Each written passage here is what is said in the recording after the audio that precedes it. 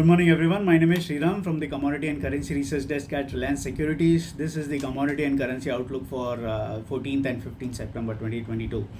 So, starting with the commodity side, starting with energy, international oil prices reversed gains to end weaker in yesterday's trade after dollar rallied as US CPI unexpectedly rose and triggered a sell-off in across the riskier assets. Oil prices were also pulled lower after US crude oil inventories rose by about 6 million barrels per day, according to the latest data from American Petroleum Institute.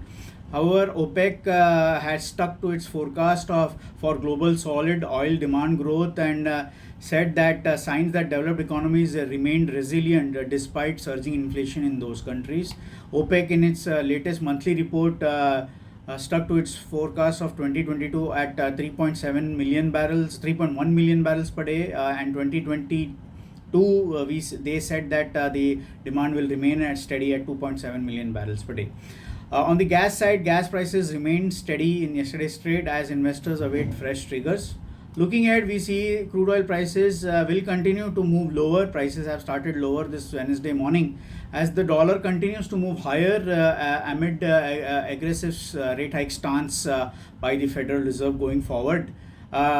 We see that the markets will also continue to be weighed down if there is any indication of inventory build going forward in today's data point. So that will be the main trigger for crude oil. Apart from that, we have the demand forecast by the International Energy Agency in the evening session that could also move the market. So overall, we do see some weakness for crude oil prices going forward in this today and tomorrow's session, and markets can remain within 6,500 to 7,000 over the next couple of sessions. Moving to bullion side of things, international and domestic gold and silver prices crashed in yesterday's trade as the dollar jumped after unexpected rise in the August US CPI numbers, and this cemented bets for an aggressive rate hike by the US Federal Reserve in their September meeting.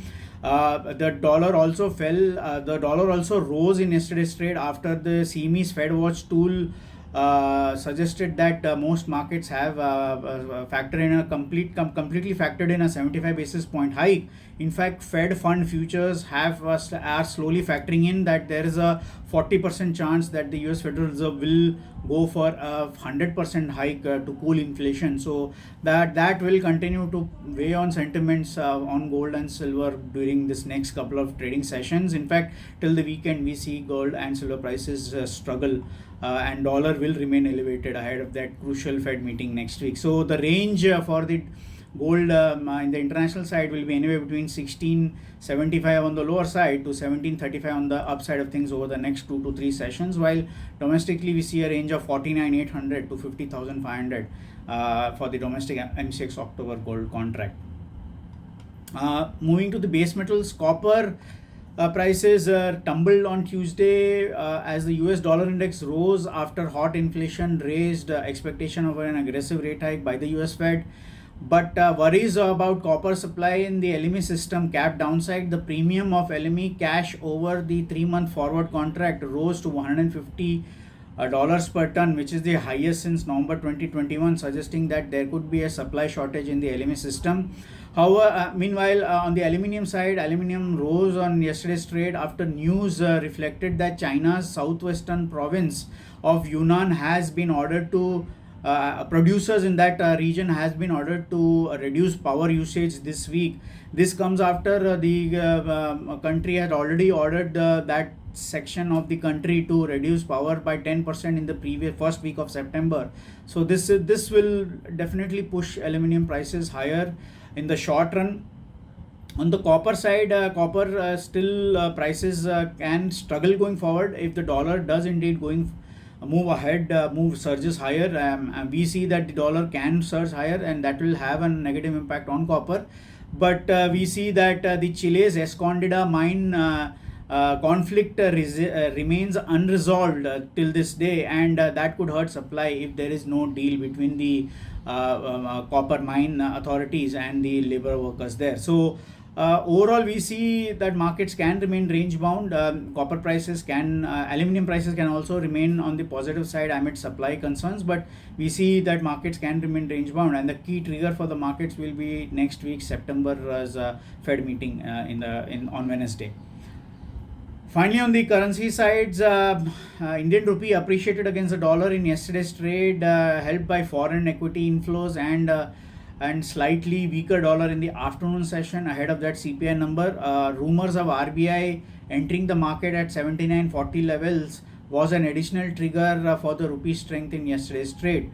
Additionally, likely inclusion of domestic bonds into the global bond indexes also raised hopes of FPI flows into our local system, and that also aided the rupee.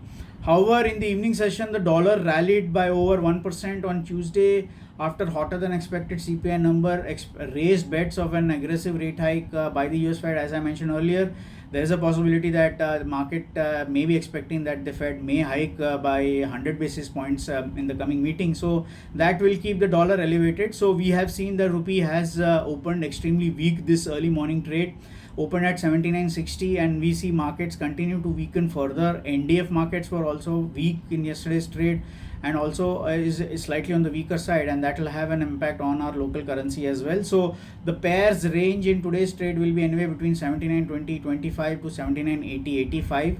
But RBI has been proactive and prudent and proactive recently, and further depreciation beyond a certain point, we can see RBI's entry into the market. So that will cap any weakness in today's trade. On the bond side, finally, Indian bond yields opened higher this Tuesday morning, tracking the gains in the US benchmark. The US benchmark surged higher in yesterday's trade and is trading stronger this Wednesday morning. Again, hotter than expected inflation numbers continue to support the bond deals, and this will also have an impact on our bond deal. So overall, we see the range for the 10-year remain between 7.07 to 7.20, and the international range for the US 10-year will be anywhere between 3.325 versus to 3.5% over the next couple of sessions.